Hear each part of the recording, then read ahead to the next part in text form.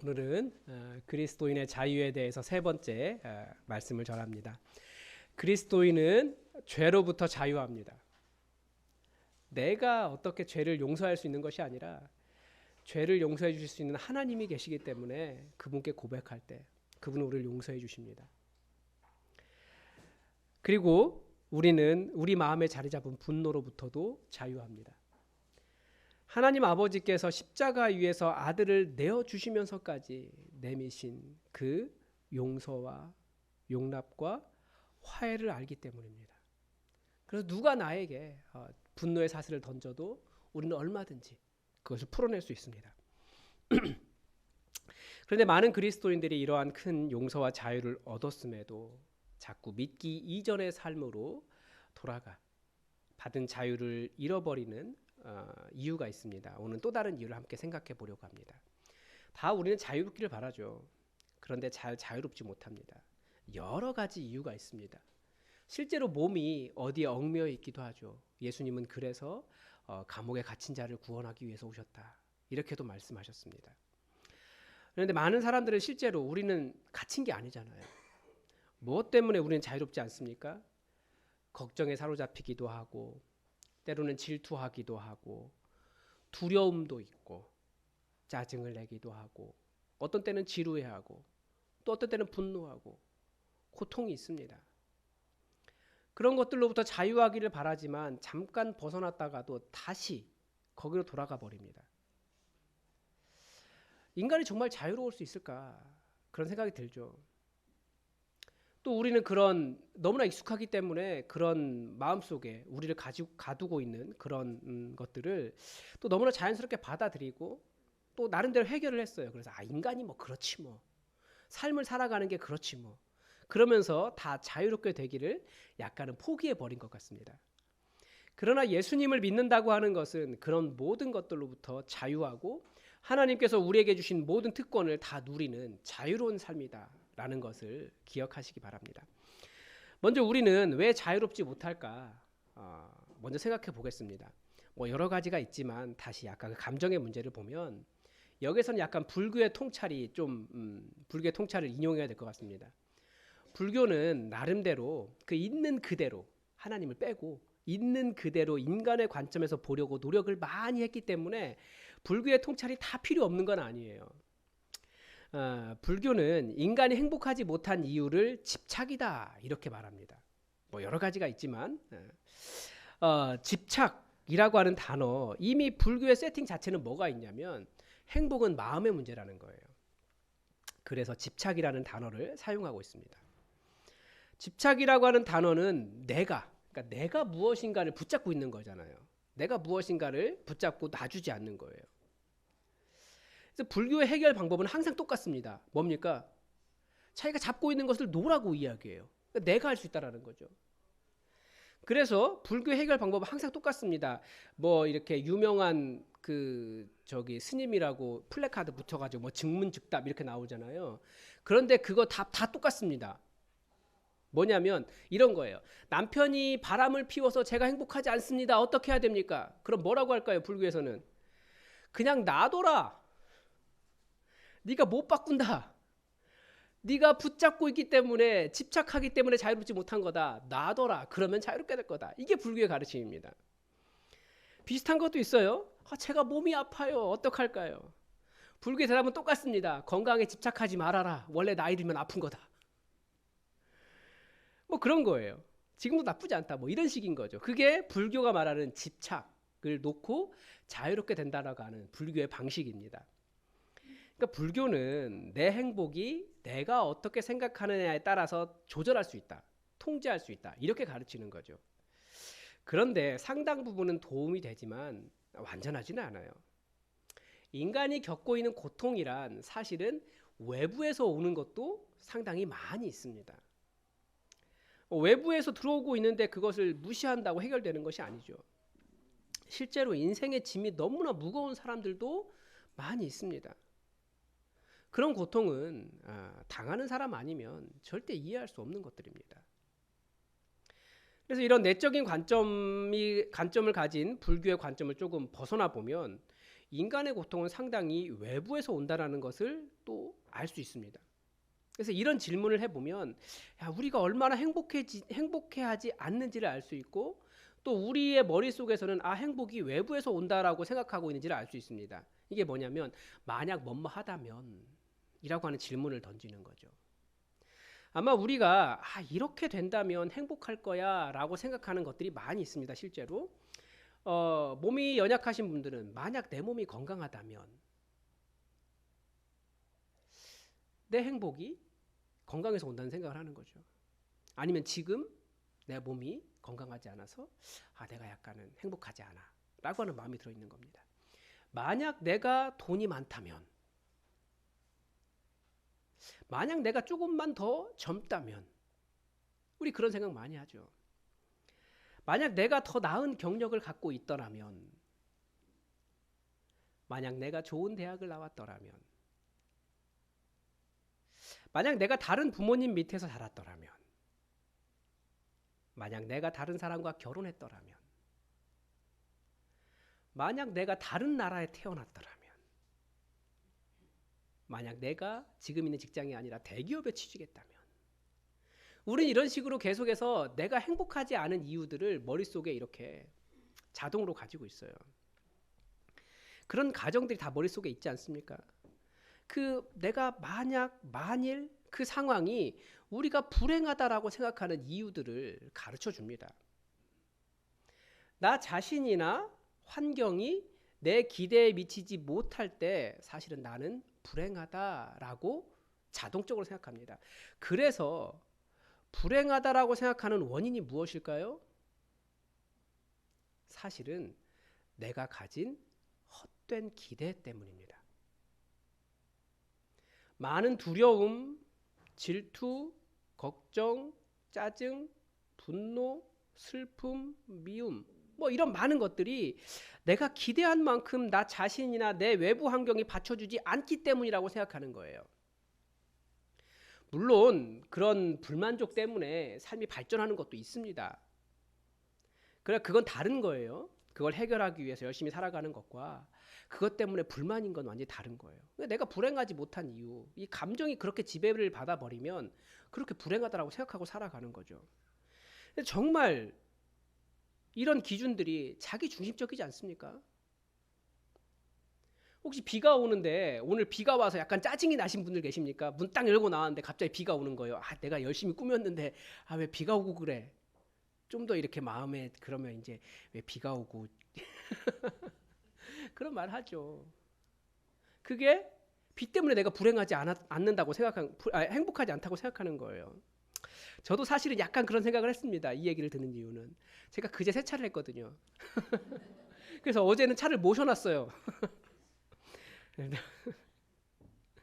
반대로 이 비가 내리기 때문에 오히려 행복하신 분들 많이 계십니다. 우리 농사 짓는 분들은 정말 행복하셨을 거예요.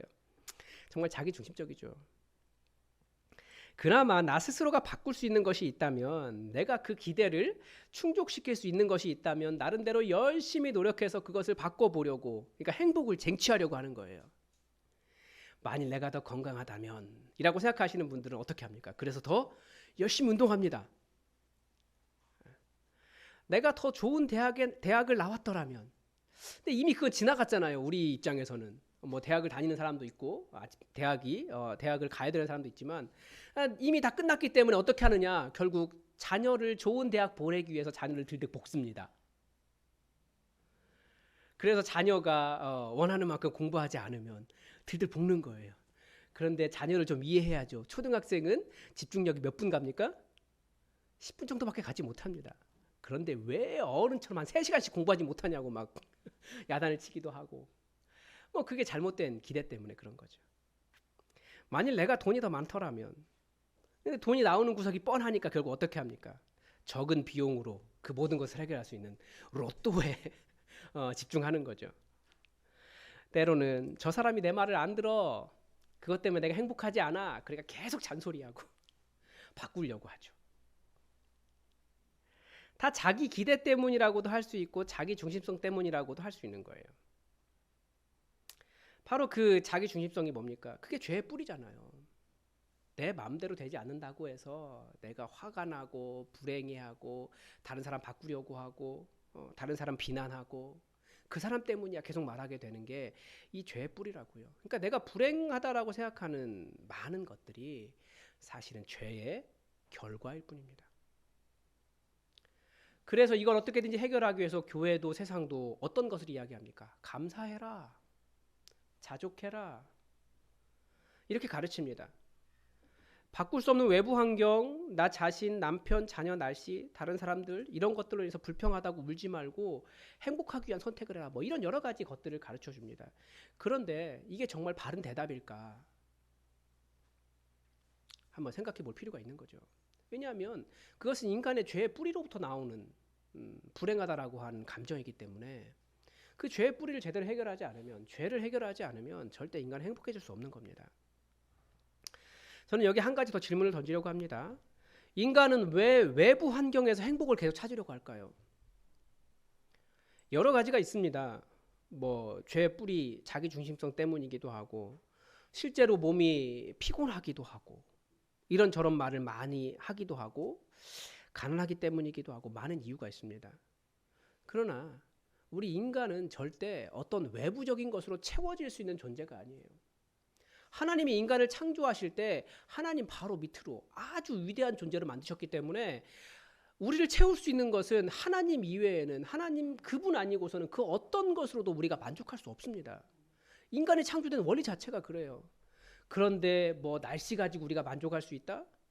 아니면 뭐 돈 가지고 우리 삶이 만족할 수 있다? 아니면 뭐 세상의 지위 가지고 만족할 수 있다? 어디까지 올라가면 그 다음 게 또 있어요. 절대 채워지지 않아요.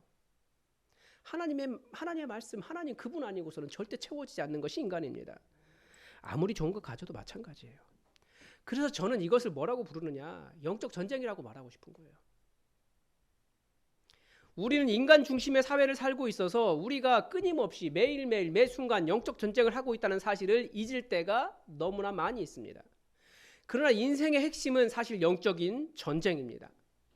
오늘 본문 12절은 이렇게 가르쳐주잖아요. 우리의 씨름은 혈과 육을 상대하는 것이 아니다. 통치자들과 권세들과 이 어둠의 세상 주관자들과 하늘에 있는 악한 영들을 상대하는 것이다. 그러니까 우리가 맞서 싸워야 하는 상대는 피와 살을 가진 사람이나 아니면 눈에 보이는 어떤 그것이 아니라 눈에 보이지 않는 영적 세계라는 거예요. 내 안에서 끊임없이 일어나고 있는 영적 전쟁을 우리는 하고 있다는 거예요. 그 영적 전쟁이 무엇입니까? 우리가 지금 무슨 이야기하고 있습니까? 그리스도인은 왜 살아갑니까? 하나님 나라에 속할 것인가? 아니면 세상 나라에 속할 것인가? 이 두 영역 사이에서 전쟁을 하고 있다는 거죠. 하나님 나라가 무엇입니까? 하나님 나라 하면 바로 뭐가 나와야 됩니까? 이제 제가 계속 얘기하고 있는데 하나님 나라, 하나님의 통치입니다. 내가 하나님의 통치를 받을 것인가? 아니면 세상이 주는, 아니면 악한 영이 끊임없이 우리에게 던져주는 그것의 통치를 받을 것인가? 우리는 그 싸움을 하고 있다고요. 세상 나라의 통치를 12절 말씀은 통치자들, 권세들, 이 어둠의 세상 주관자들, 하늘에 있는 악한 영들이라고 설명하고 있습니다. 그러니까 우리가 하나님 아닌 다른 것으로부터 행복을 얻겠다라고 하는 그런 모든 기준들이 어디서 나오는 겁니까?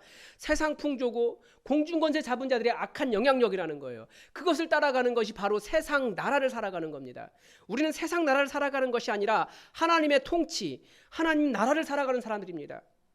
그러니까 악한 영의 세상 통치를 따르는 것이 아니고 그 중간에 서서 우리가 무엇을 선택하느냐가 하나님 나라인가 아니면 세상 나라인가를 결정하게 되는 거예요. 그때 우리의 선택은 무엇일까요? 나의 자기 중심성을 따라 이것을 선택하면 행복하겠다는 선택이 아닙니다. 그건 절대 우리를 행복하게 할 수 없어요. 나의 선택이 이렇게 하면 행복하게 될 거야 라고 하는 그 선택이, 내가 이것을 가져야 행복하겠다라고 하는 선택이, 그 사람이 내 마음대로 해야 내가 행복하겠다라고 하는 선택이 영적 전쟁의 과정이고 그리고 결과입니다. 사탄이 주는 절대 명제, 선택의 기준이 이거예요. 네가 행복하다는 것을 선택해라. 그런데 정말 내가 행복하다라고 생각하는 그 기준이 제대로 돼 있는 거냐는 거예요.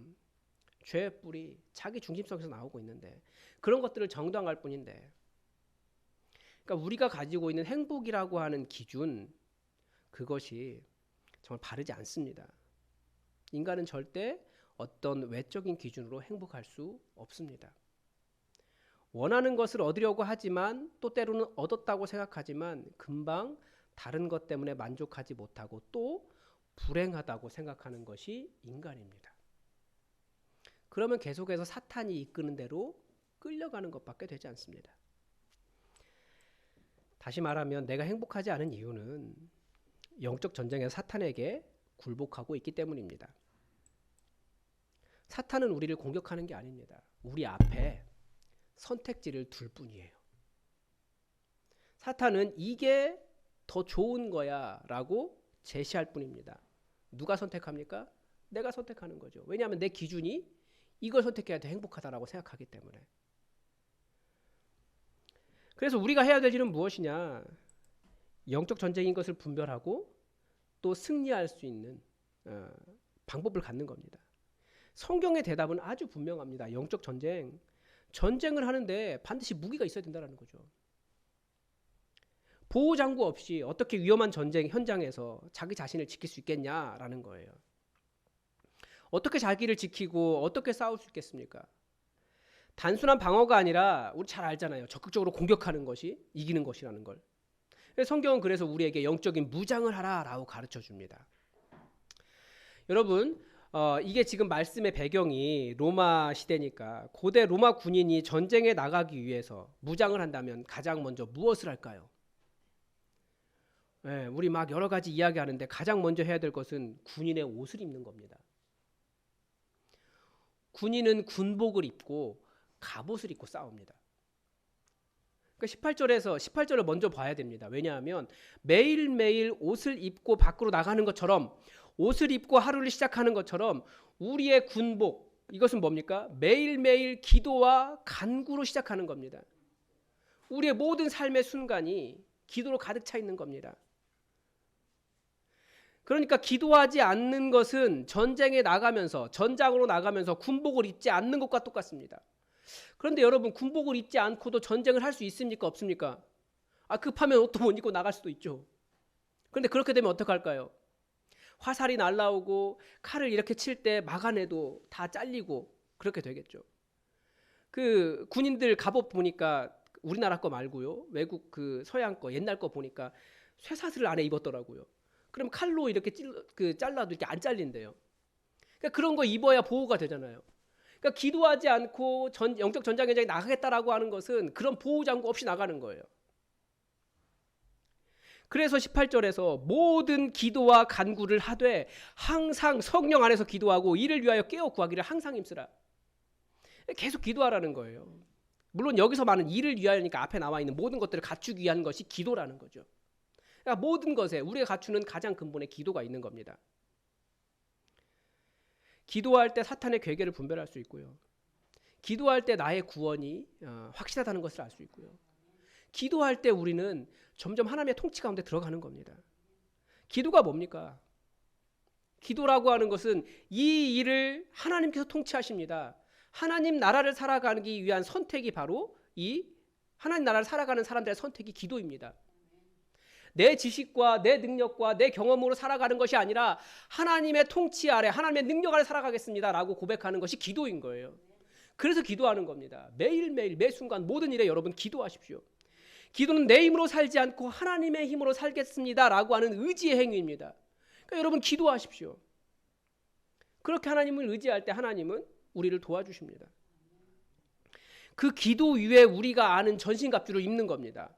진리로 허리띠를 띠고 의의 호심경을 붙이고 평안의 복음의 신을 신고 믿음의 방패를 가지고 구원의 투구를 쓰고 사탄의 공격을 이겨나가는 겁니다.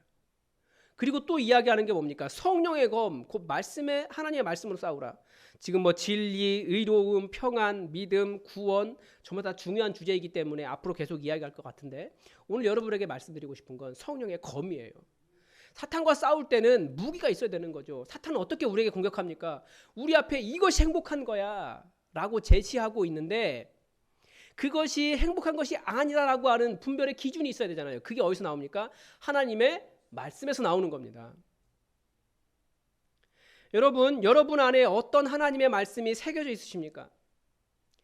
예수님께서 제자들에게 너희는 내 말로 인해 거룩해졌다라고 말씀하신 이유가 바로 이것입니다. 말씀은 우리에게 자기 중심성을 이기고 사탄이 행복하다라고 행복이라고 제시한 외부 조건들이 아니라 하나님의 뜻을 선택할 수 있도록 가르쳐 줍니다. 진짜 기준을 주는 거예요. 자유는 사탄이 우리 안에 계속 던져주는 그것이 없어서, 그것이 안 되어서, 내 뜻대로 되지 않아서, 내 마음에 들지 않아서, 그것이 충족되지 않아서 너는 불행해 라고 말하는 일들을 찔러 무찌를 수 있는 구체적인 칼을 우리에게 제공해 줍니다. 하나님 말씀이에요. 예를 들어 내가 돈이 많다면, 그런 생각 많이 하잖아요. 근데 성경은 계속 뭐라고 이야기합니까? 사람이 돈 때문에 사는 건 아니래요. 떡으로만 사는 것이 아니다. 하나님 입에서 나오는 모든 말씀으로 산다라고 가르쳐 줍니다. 내 마음에 두신 기쁨은 이게 아니고, 그러니까 그들의 곡식과 새 포도주가 풍성할 때보다 훨씬 더 더한다. 하나님이 우리를 다스리시니까. 그런 말씀들이 이기게 합니다. 그리고 부모님들은 주로 자녀들이 내 마음대로 따라주지 않을 때 이렇게 분노하고 좌절하고 화도 나고 그러잖아요. 그런데 저는 오히려 그런 상황들을 볼 때마다 하나님의 말씀이 떠올라요. 자녀를 노엽게 하지 말아라. 제가 저를 노엽게 했다니까 이거 아니고, 하나님은 걔 노엽게 하지 말아라. 저에게 말씀하시더라고요. 그럼 사랑하게 돼요.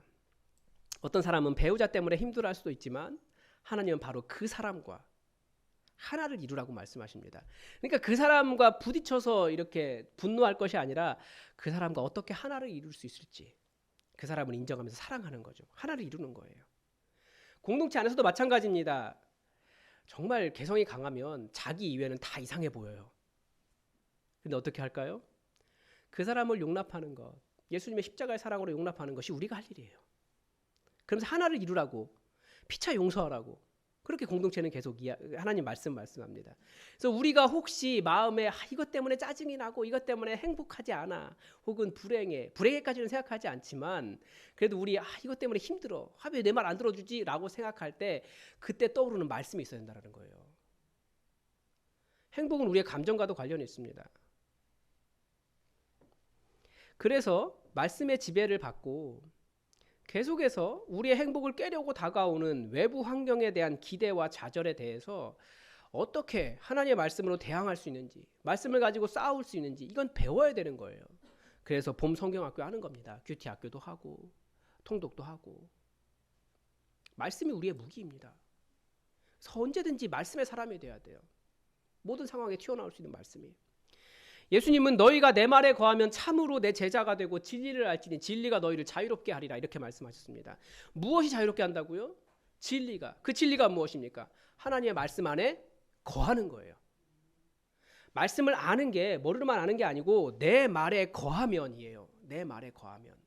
하나님의 말씀에 거하면. 그러니까 무엇이 자유입니까? 무엇으로 자유할 수 있습니까? 내가 머무는 말씀이 나를 자유롭게 합니다. 여기에 기록된 말씀이 많아요. 우린 예배 드리면서 많은 말씀을 듣습니다. 핸드폰을 켜기만 해도 말씀이 자동적으로 뜨는 사람들도 있어요. 많은 말씀 우리가 접하고 있어요. 그러나 그런 많은 말씀도 중요하지만 더 중요한 것은 내가 어떤 말씀 안에 살아가고 있느냐. 그 말씀에 거할 때 내가 거하는 그 말씀만이 나를 자유롭게 합니다. 머릿속으로 아는 많은 것들이 중요한 게 아니에요. 내 마음을 자유하지 못하게 하고 내 안에서 요동치는 모든 불편함, 짜증, 분노, 욕구 이런 것들, 하나님은 뭐라고 말씀하시는지 그것을 듣고 기도하십시오.